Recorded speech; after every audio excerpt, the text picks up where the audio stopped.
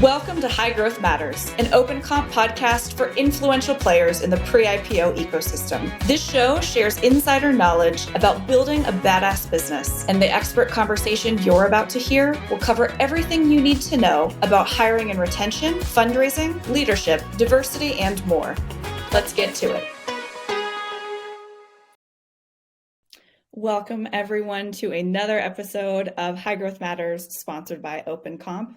I am your host, Caitlin Allen, VP of Marketing at OpenComp, and today we talk about the rapidly evolving charter of a chief people officer in the modern organization, as well as the role that data plays in earning and keeping and succeeding in that charter.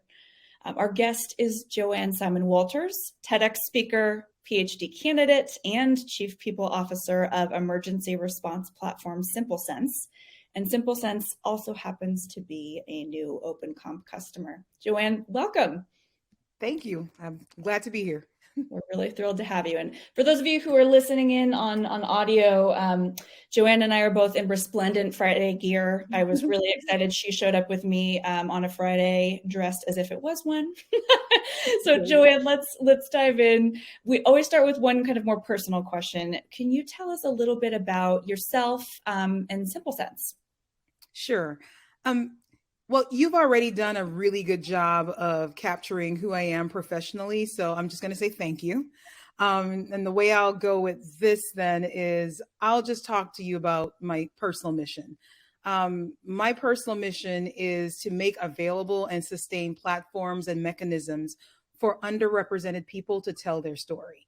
And so for the people who cross paths with me in this life, my hope is if they need to heal from an undesirable experience from their past, it could be work experiences, that through their interactions with me, they once again find their voice. So I would say that's me in a nutshell, in addition to all of the wonderful professional accolades you shared already. With respect to Simplesense and what we do here at Simplesense, I'll try to make that succinct. We integrate data and technologies to help operators and responders get the information they need to react faster in an emergency. And we collapse that to like the simple tagline in line with our name, Simplesense, of we help those who help others. So basically the technology infrastructure that we build, it creates or improves access to critical information for thousands of people sitting at military bases, operation centers, corporate campuses. And again, it's about getting them data they can actually use in the moment to make good decisions to protect our safety and security. I love the brand continuity of all of that. You know, your personal mission is giving voice to others, helping them heal. So foundational for diversity, equity, inclusion, belonging, acceptance, and then to work at a company that helps those who help others. It's very meta in some respects. So yes. Love the symmetry, I guess, between your action and your guiding principles and beliefs. What's something that many of your coworkers don't usually know about you, Joanne? Wow. I'm such an open book. That's a hard one. I think I talk a little bit too much. But I don't think that I often share that I'm a little bit of a fitness enthusiast, and mainly because, my weight has seen better days. But prior to having children, I was actively training for my first fitness competition. And then I got pregnant with my son. So that didn't quite play out. And years later, I still have this like drive. I've since then run 3 10Ks. I just love picking up the iron, like the bar. I'm just like all of my frustrations, take it out on the bar. And I think sometimes when my coworkers see me there or interact with me, they think of a more, I don't know, kind, friendly, not a grr kind of person. So I think they'd be surprised to hear that. Well, it's clearly because you get out the grr elsewhere. Yes. Yeah. So I can show up as a very kind and passionate HR professional that I am. I love it. Fitness is also an outlet for me too. So I completely understand. Well, let's talk about the evolving role of the chief people officer, the CPO. and how the CPO can support CEOs in impacting their part of the world, which is something you talked about in our prep call. How tell me about the evolving role of the chief people officer and that relationship with the CEO. Yeah, definitely very different from where the world of HR started, right? Where we were like very task driven, compliance oriented, kind of telling the organization how to not get in trouble, how to tell the managers how to not get in trouble, and more of that like view of being protectors of the organization rather than champions of the people. And our world started demanding something different a while back, but 2020 like threw us light years and like moved us light years ahead with like, look, if people are not going to work for you, if their values don't align to yours, you're not going to get the best people if you're not taking care of employees holistically, and if you're not hearing that this is important, whatever those set of values may be, is important to them. So chief people officers and the whole people operations piece of organizations have really evolved into more collaborative partners of the CEO to help them better understand what is really going on with the workforce, and how do we ensure that what we're doing and our values are attracting the best, but also keeping the best engaged in their work. So I'm excited because I've been there for a long time. I like to say that I was a millennial or a Gen Zer before it was popular. Because I'm actually a Gen Xer, but I was like, this doesn't work, for a long time. Right. And that needing, as you mentioned before, the synergy between my personal mission and Simplesense, it's intentional. Like, I was drawn in by the fact that we help those who help others. That's who I am. That's what I want to align to. And those are the kinds of people I want to be around. Yeah, absolutely. I love that. And I love the continuity of it, as if it's not, it is an evolving role, but it's rooted in something so human and so impactful that there's like a long time continuity in that mission. Let's talk about data, HR data specifically. I know that for you, data is part of how you use your voice as a CPO. What would you say there around that relationship? Well, for me, data is critical, because initially when you hear it, you think more of like finance and accounting roles, and you think of people or human resources as a sort of touchy-feely. But here's the thing: if you are making decisions that are impacting lives of people, you better have sound data to support those decisions. When we talk about pay ranges, pay bands, it's not only about pulling people in who want to make a certain amount of money or feel they're qualified to make a certain amount of money, but it's also the impression that everybody else in the company gets about your view of equity, your view of belonging. Like, you want the people you attract to know that they are valued from the very beginning. And I sort of went a roundabout way to get to this point. For far too long, we have had women and other underrepresented groups be offered jobs based on making more than I made before. Well, the problem with that is, if you've always made less than you were worth in the market, you're never going to be able to catch up to those who've always been compensated at or above what they're worth. So for us at Simplesense, and for me personally, it's very important. I never asked the question about, even before all these pay transparency laws, I never asked the question about what you made before, because I don't actually care what you made before.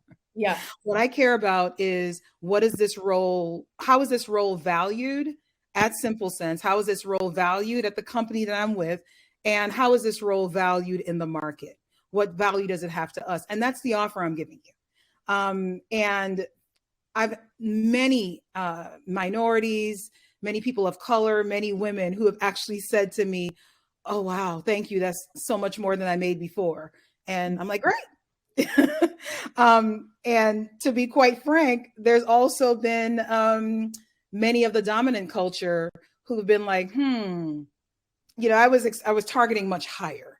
well, because they've always been compensated at a certain place. It's very interesting. Oh, one other piece. And when we talk about like being able to attract more diversity into companies, it starts with pay. Because trust me, there are going to be some very, very thankful people who are really committed to your work and to your mission, because from the very beginning, you demonstrated respect for them, respect for their time, and you compensated them like a professional and not based on what you could get away with. You got right at the heart of that. I love it. There is such a personal relationship between someone's pay and someone's loyalty, their retention, their performance. It all starts with having access to that information and having a fair and equitable approach to comp data specifically in this case. How do you use HR data then, Joanne, to develop pay ranges and create job levels at Simplesense? Yeah. Well, what I really like about OpenComp is the ability for me to run various scenarios. And it really helps us when we're planning as an executive team. What is the skill level that we start off with? What is the skill level we're really looking for in this position? What do we really need? What is the way I look at job descriptions in general, what are the essential skills, or what's the baseline you need to be successful in this role? Mm-hmm. Now we have all the, pie in the sky, nice to haves, and we all want a unicorn that can do it all. But I start there. Like what is essential to us? Then take a look at, what does that mean in terms of number of years of experience? So is a person with 0 to 2 years, or 2 to 4, or 7 or more years, do they have the minimum needed to be successful in this role? And then what's our geographic strategy? Like really take a look at whether or not we are paying somebody in Alabama far less than somebody we're paying in Denver, Colorado. And how do we feel about that and our value of people first? So for me, the establishing of pay bands is more the work happens in the planning and how we are conceptualizing a role, and then looking at the hard numbers. Okay, now that we've conceptualized this, and this is what we believe is what we need, what does that pay in Denver? What does that pay in San Francisco? If that's not hitting the pay that we thought, then I'm not interested in changing the pay, because I got to be based on data, and data that is measurable, and data that I can support if I ever need to defend that data. What I do is take the team back to, then is this really the role? Maybe what we thought we needed is not what we needed. So let's bring the conversation back to that. It's been empowering to have OpenComp, because let's face it, I work with a bunch of engineers, and engineers are definitely very detailed, very analytical, and being able to speak to that level of granular detail with them has been really helpful in one, getting their buy-in, but two, helping them to continue aligning to the values that we have. Because what I will say that is really great about all of the members on our executive team is that we all come from a place of wanting to do the absolute right thing by people. Like we do. We may come at it from different directions, but being able to have OpenComp and being able to have that tool to use to help coach and craft the conversation has been eye-opening for them, for me, and it helped us start to speak the same language around compensation. So I've enjoyed that quite a bit. Yeah, and speaking the same language is it's a great starting place for alignment. I really like what you said in terms of, one, it starts with philosophical agreement. What is our compensation philosophy, and how does it get applied in different geographies? And then how does that influence developing of pay bands and then doing headcount planning? Because obviously pay bands are kind of the one of the foundational inputs for headcount planning. But that is a common approach. What I don't hear companies saying, or CPOs saying as often, is what you just said around closing the loop of, all right, if we're off base in a particular role, then it's actually a chance for us to go back and look at, are we thinking about the role in the right way? Are the things that we're trying to do, are they too aggressive? Are they not aggressive enough? Whatever word you want to use. So I think that's it's a very uncommon insight. And you referenced coaching too, Joanne. So I'm curious, I'm assuming it sounds like you have a leveling system in place and maybe some career pathing. What does that data then look like to shape coaching conversations?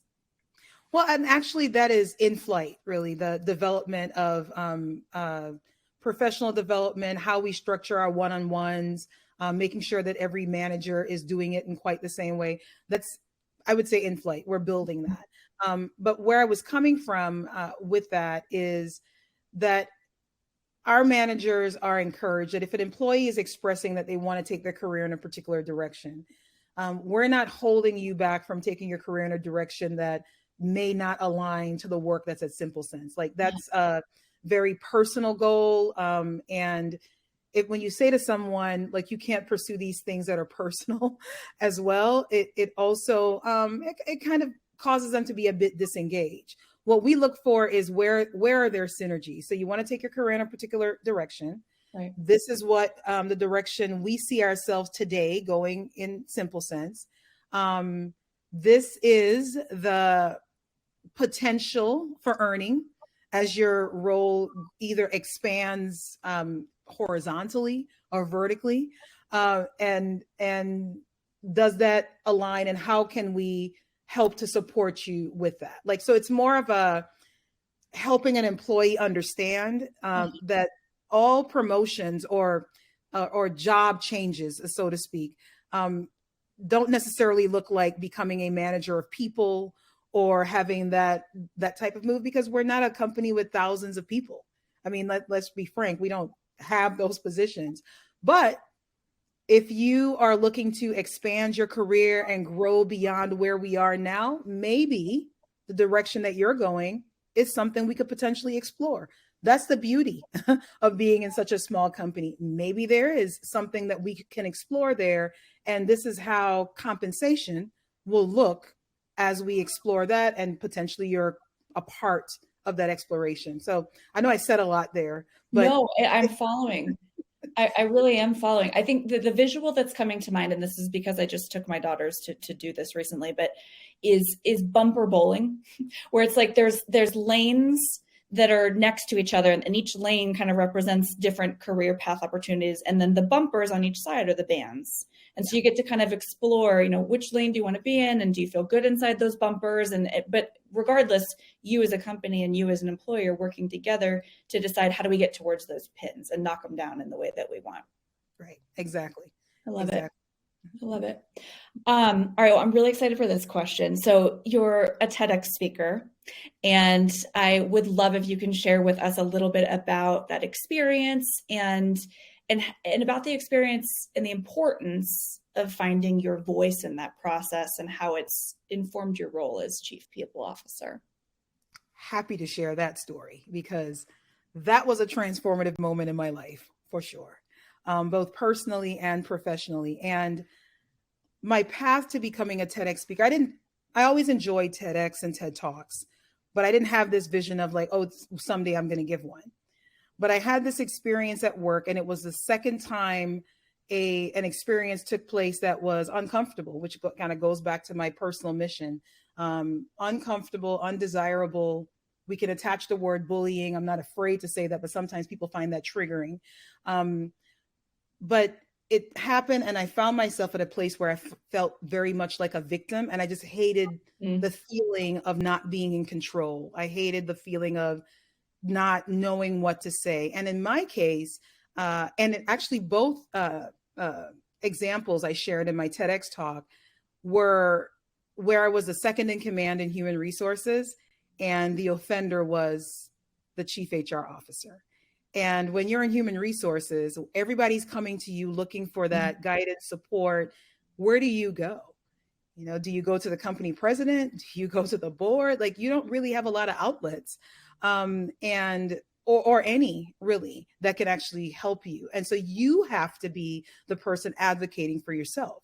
You have to find your voice. And that's pretty heavy when you're feeling, when you're feeling like there is not a place for you here and you're an outsider at work.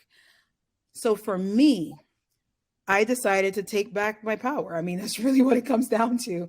I decided that this was my story. It didn't matter who was gaslighting and telling me I saw it differently than it really happened. It's the way I experienced it. It's my story and it's my story to tell. And it so happened that I was, of course, a fan of TEDx. There was a TEDx happening and I pitched two different ideas. I was even uncomfortable with this one, but I pitched two different ideas and they were really honed in on the what eventually became my topic, which was the role of transformational leadership in eliminating workplace bullying. Mainly because they said a lot of people experience this and it goes unsaid. Nobody wants to talk about being bullied. You know, again, it makes you feel like a victim, sound like a victim. It sounds like something that would be happening in seventh grade and you're an adult with like a whole family and a whole life and you're being bullied. You know, nobody wants to talk about that. And my perspective was there were so many individuals who they're good people and well-intentioned people, but they watch so much happen, not just to me, because, you know, a person with this kind of behavior, they do it all the time, but they've seen it happen in other ways and didn't speak up. And my perspective was each one of us can choose to be leaders. Leadership is a process that can be taught, that you can learn. And the four tenets of transformational leadership really fit that. Like in your space, within your span of control, be a transformational leader. Make, you know, when you see things that are not taking place the way they should, when you anticipate something happening that has the potential of doing harm, emotional harm to another employee, use your voice, be a transformational leader and create a different space and environment for them. So when I gave my TEDx talk, I tell folks all the time, I was probably about, I think it was like my second to the last slide. And I realized that I had just given this talk. I was so flying high. I was free. All of the stuff that I felt and all the emotions, like that moment, I found my voice. And so much has taken place in my career based on my talk, but also just my ability to speak up for myself, advocate for myself, and be comfortable doing that, that I actually almost thank my offender, right? You know, because in a strange way, by them being the way they were and creating the emotional struggle within me in the way they did, finding my voice has kind of up-leveled who I've become. The next chapter of my career is like, and my professional life is being written right now. There's so much energy out there of really positive things that are taking place for me. And it was because I was able to find myself again. Absolutely. I think, thank you for sharing that first.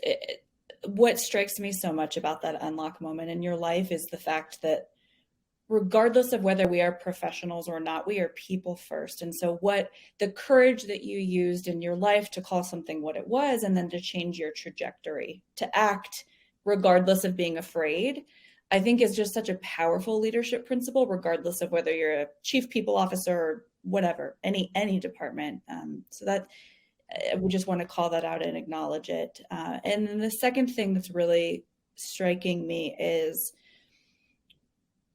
the degree to which we have joy, we have direction, we have freedom as leaders, as what we show others. That's permissiveness, that's encouragement.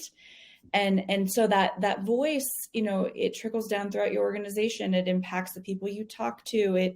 It colors how they see themselves, how they talk about themselves, and then how others see them and treat them. So it's just, I'm seeing, again, just concentric circles, very visual apparently today, but I love that. I really do. Yeah, I reflect a lot on that moment and how it's gone beyond the initial bullying and more of a pathway to freedom. Yeah. That I hope that whatever transpires for me in this part of my life that's being written right now, that I'm able to cascade that to others. Like, just heal. I want you to heal. Well, and I think that's the power of the stories we tell ourselves and the actions that we take, you can transform a single moment or a single experience into something that becomes more of a universal guiding principle for your life. Yeah. Speaking of which, my second to last question. So obviously you're a professional, but in addition to that, you're a member of many communities, a wife, a friend, a mom, a PhD candidate, all at the same time. How do you think about things like life integration or balance? Well, I definitely refer to it as work-life integration, because I tried that whole balance thing before, and there's nothing balanced about this. This is more about making decisions that keep you whole and healthy, and you make those decisions in a pretty fluid and agile way day to day. A good example that I can use is for example, I will block out time after either something that was jarring or I anticipate to be somewhat jarring. I'll block out time on my calendar just to decompress. And decompress can look like whatever I need it to look like. I call it focus time. It's private. And I really will not answer the phone or email or any other form of communication during that time. Mm-hmm. And what is striking me this morning is when I get feedback from my dissertation advisor and committee. So I finally figured out, whenever I get feedback, even if it's positive, and though it rarely is, because that's just kind of the part of the process, I set out time to review the feedback, the constructive feedback, and then I block time afterwards to decompress, because it always hits me in a way that is, the work I'm doing is so personal to me, and so personal to me, my life, and research that I want to bring forth, that even if it's positive feedback, I may cry, because I'm just like, oh, when, my advisor said, oh, Joanne, this is powerful. And I'm like, oh, and I need a moment for that. I'm not serving myself, my company, my family well if I just hop right back into the next thing. So sometimes that means that some of the work that I do, it may happen at 7 p.m. or 8 p.m. sometime after dinner, because maybe at 10 a.m. I needed that space. So that's my approach to balancing or integrating. Post PhD, it's going to be even better. Like the PhD life is it just adds a layer that is unexpected. And but I've learned and grown so much, and I've learned so much about myself and the way I handle emotions in the moment through this journey, that I wouldn't trade it for the world. Uh-huh. Yep. That makes a lot of sense. I think I hear two things really. So it's a realisticness or a realism about what you can actually expect from yourself in this particular season. And then two, though you didn't say it explicitly, there's a prioritization of self, almost from the perspective of, that you can prioritize others better if you make that space for yourself, which I think is an important concept. I need you to write like all of my papers, copy, like you just got that perfectly well. That's exactly what I was trying to say. Well, we can make a transcript. How about that? Thank you, Joanne. This has been really enjoyable. The last question I'd love to ask you is one we ask all of our guests, and in this case, I think is particularly a difficult one to answer. But of everything you've said today, what is one thing that our audience should take to heart and act on after they listen to this episode? Yeah, that is a challenge. But I really think I would say prioritize self. And I know how controversial that is, especially with all of the demands of work, demands of family, and at least from my generation, the idea that the harder you work, the more successful, whatever your definition of success is, you'll become. And what I've actually found is that if I didn't make that space for myself, that I could accomplish none of these other things, and I am well accomplished, right? But prioritizing self. Obviously, that does not mean that you never work or you're kind of always hanging out at the beach or at the spa. It's not what it means, but it means to take a pause in the moment. Sometimes you can't get away from a difficult situation, but you can pause, you can breathe, and you can give yourself the right and the space to be thoughtful about how you respond and what you choose to do next. One other thing, a piece I want to share is I saw this quote that I think is really appropriate. It says, like, you may not be the person responsible for your pain or your trauma, but you are responsible for your healing. And so often when we find ourselves in situations like the one I spoke of in my TEDx, many work situations for underrepresented groups, we often fall into this space of, oh, woe is me. And it's okay. It's okay to cry and be upset. I mean, that's fine. But remember that even within that, you have choices, you have power. Reclaim your voice and make a thoughtful decision about how you proceed next. This has been a particularly soulful episode. So Joanne, thank you for that. And thank you for bringing your energy and just elevating all of us with your story and your voice today. And for those of you who are listening, thank you for being here. Don't forget to follow us on whatever podcast platform it is that you're listening in on. And if you have ideas for topics or guests, you can email podcast@opencomp.com. Take care, everybody. Win top talent while strengthening runway with OpenComp. Thousands of the world's fastest growing companies use our compensation intelligence platform because it offers the most competitive benchmarks and insights available. To learn more, visit app.opencomp.com/signup.